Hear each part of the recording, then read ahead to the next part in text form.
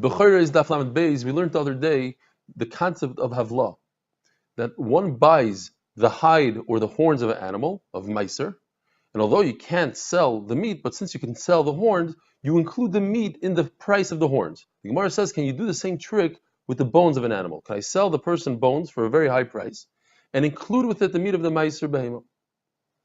Says the Gemara, well, it depends. If we're talking about the bones of a very small animal that have absolutely no use, so you cannot do havla because nobody buys bones at all, and certainly not for a very high price. But if we're talking about bones of a larger animal that you could use it for the handle of a hammer or an axe, then you could do havla. The other lashon in Gemara as well depends on the place. Certain places, let's say in Africa, they use bones for handles. So in those places, you could use havla. You could do havla. You could sell the meat in the price of the bone.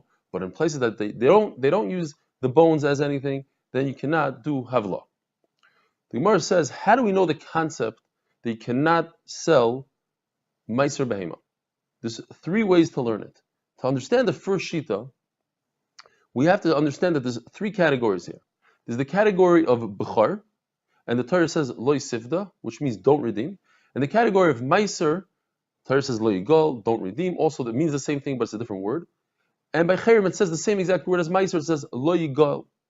What does chayrim mean? Chayrim means that if somebody wants to give something to a kohen or the Beis Hamikdash, in our case it's the kohen, he says this object should be chayrim. So until he gives it to the kohen, it remains in his possession. It is kadosh. Once he gives it to the kohen can do with it as he pleases. It's like chulin. Each one of these categories has a chumrah, has a stringency, has something special about it. But bechar is born kadosh.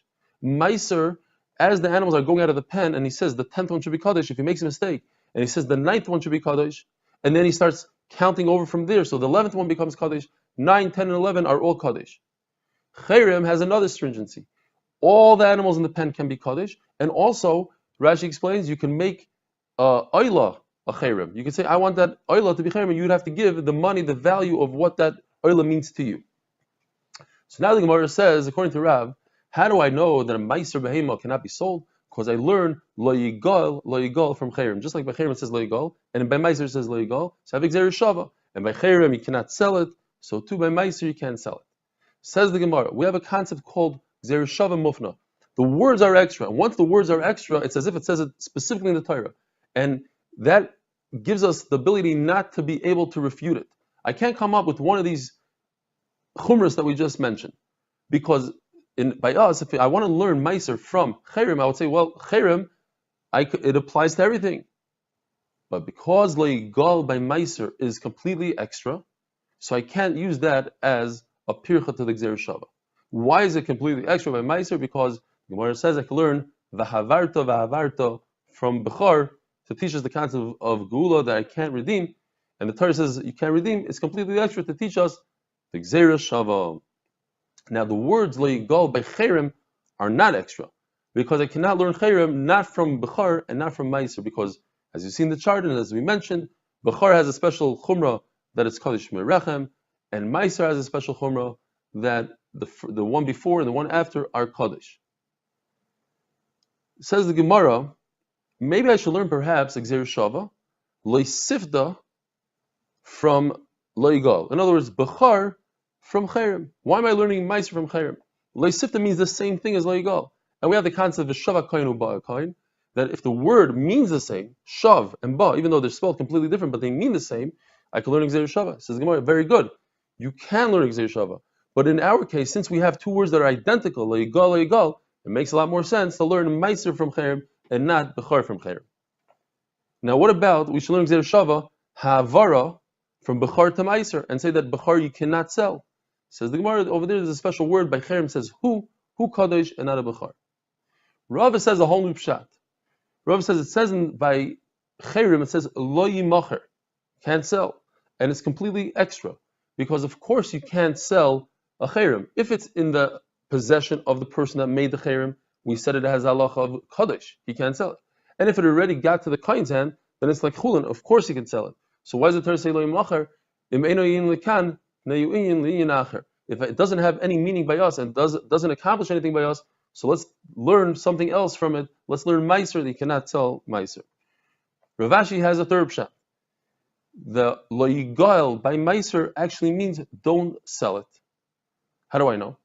Because it cannot mean redeeming, because the Torah says, and it's actually this week's parasha, the second last pasuk in Chumash Vayikra, it says in the pasuk, V'hayahu usmurasa yeh kodesh lo yigal.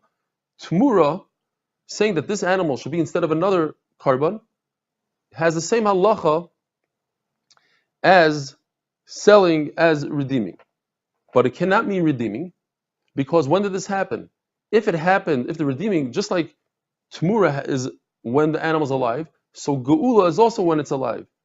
And it can't mean Geula when it's dead, because when it's dead you have to have Hamad Haracha, the animal has to stand up. And even if the animal doesn't need Hamad Haracha, according to one man Damar, nevertheless, it can't mean that he's redeeming it, because when the animal is alive and it has a lot of Kedusha where you could redeem it, that's the best chance to get it redeemed, and the Torah says you can't redeem it, so certainly when it's dead and it doesn't have a lot of Kedusha, the redemption wouldn't be chal on it. So in Mela, it means, lo yigal means don't sell. The question is though, if lo yigal means don't sell, why didn't the Torah just say straight out, don't sell? The answer is because if the Torah said don't sell, then I wouldn't know that you cannot redeem. I would think redeeming is good because the money goes to Bedek HaBayis. Says the Mishnah Nusugya, Beis Shammai hold that when you have a bechor that with a mum, only kohanim could eat from it and not Yisraelim, because it says in the pasuk kachazei shoik. It should be like the breast and the thigh. Beis Hillel say even a zar is allowed to eat from it, because it says in the pasuk hatami ba'ator yachtav yichlenu that a kohen, the Gemara says the Kal V'chomer, if a kohen who's tamei cannot eat kachim kalam, yet a Yisrael can eat kachim kalam, so certainly Yisrael should be able to eat a bechor b'al mum. Have a wonderful day.